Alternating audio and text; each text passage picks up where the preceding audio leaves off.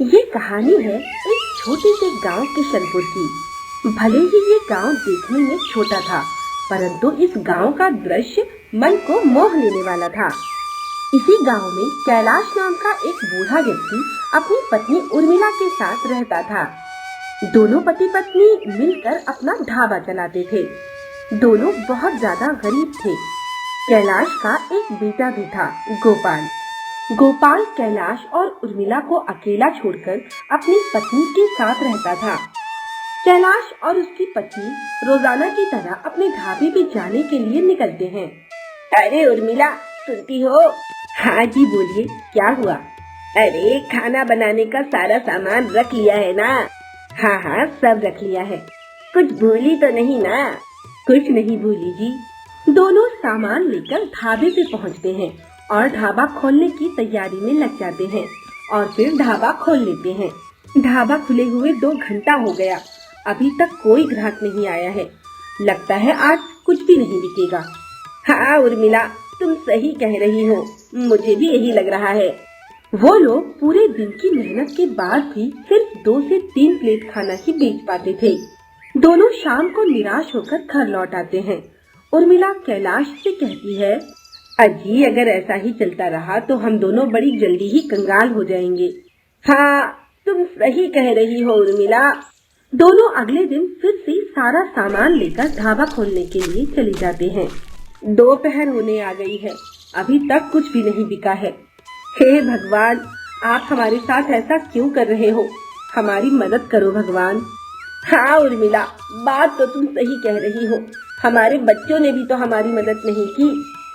हमारी तो किस्मत ही खराब है। वो दोनों ये सब बातें कर ही रहे थे कि तभी वहाँ पर एक साधु महाराज आते हैं। कैलाश और उर्मिला दोनों ही साधु को प्रणाम करते हैं। खुश रहो बेटा। कहिए बाबा, मैं आपकी क्या सेवा कर सकता हूँ? बेटा, मुझे बहुत भूख लगी है, मुझे भोजन करवा दो। बैठिए बाबा, मैं अभी आपके लिए भोजन लगा देता हूँ। लेकिन बेटा, मेरे पास देने के लिए पैसे नहीं हैं। अरे कोई बात नहीं बाबा, आप पैसे की चिंता बिल्कुल मत करिए। आप बैठिए, मैं आपके लिए भोजन लगा देता हूँ। बाबा भोजन के लिए बैठ जाते हैं। कैलाश और उर्मिला दोनों ही बाबा को बड़े प्रेम से भोजन करवाते हैं। भोजन करने के बाद बाबा कैलाश से कहते हैं, बेटा, मैं तुम्हारी दया भाव से बहुत खुश हूँ। मैं तुम्हें कुछ उपहार देना चाहता हूँ। धन्यवाद बाबा। बाबा अपने झोले से एक पतीला निकालते हैं और कैलाश को देते हुए कहते हैं, बेटा, अभी के लिए तो मेरे पास ये पतीला ही है, तुम इसे रख लो, ये तुम्हारे काम आएगा।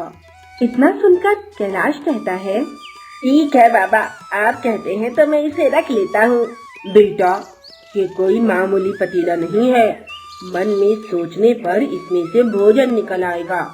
बाबा, अगर मन में सोचने से इसमें से भोजन निकल जाता तो आप मेरी दुकान पर आते ही क्यों? आप खुद भी तो इसका इस्तेमाल कर सकते थे।